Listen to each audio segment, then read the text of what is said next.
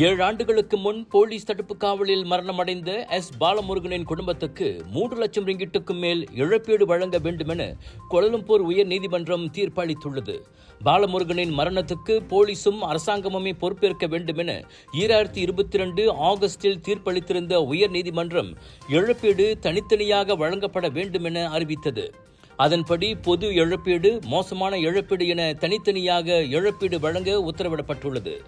பாலமுருகன் 2017ஆம் ஆண்டு வடகிள்ளான் போலீஸ் நிலைய லாக்கப்பில் தடுப்பு காவலில் இருந்தபோது மரணமடைந்தார்.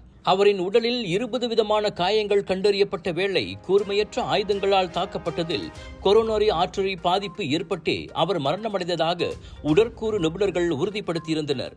இதையடுத்து அவரின் கைது செல்லாது, கவனக்குறைவாக செயல்பட்டது, அடித்து துன்புறுத்தியது உள்ளிட்ட காரணங்களை முன்வைத்து அவரின் குடும்பத்தினர் 2020இல் வழக்கு தொடுத்திருந்தனர். 4 போலீஸ் அதிகாரிகள், தேசிய போலீஸ் படை தலைவர் மற்றும் மலேசிய அரசாங்கம் பிரதிவாதிகளாக அதில் பெயர் குறிப்பிடப்பட்டிருந்தனர்.